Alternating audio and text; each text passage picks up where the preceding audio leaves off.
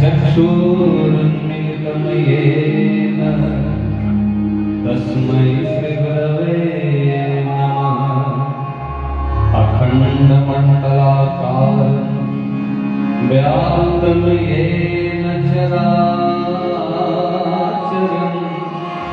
तत्पदं दर्शितं येन तस्मै श्रीगुरवे नमः।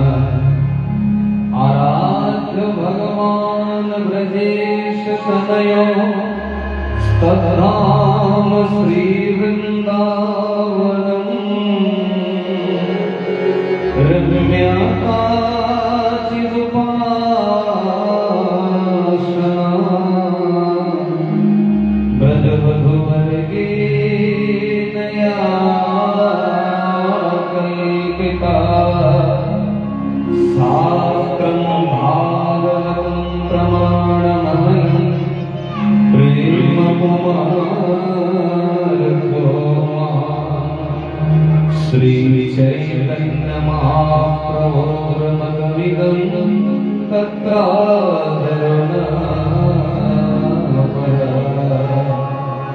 जन्माद्यस्य यतोऽन्वयादि तरतश्चार्थे स्वभिक्तस्वराट् तेन ब्रह्महृदाय आदिकवये मुह्यन्ति यत्सूरयः।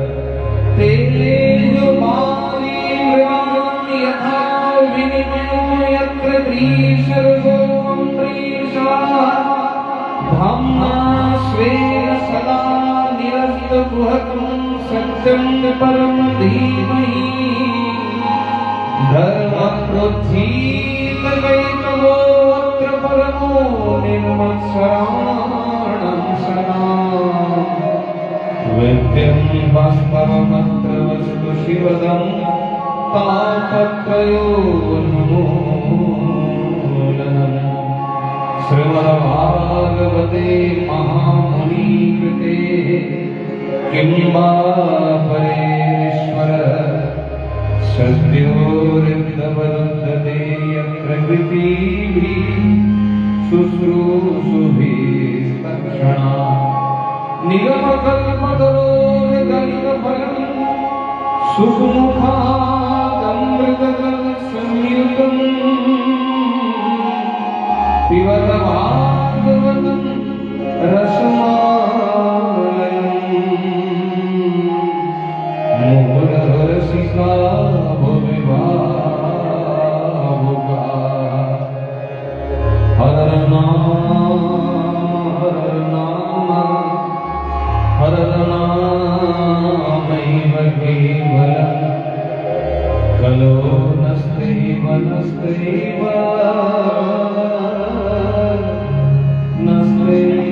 गतिरन्यथा।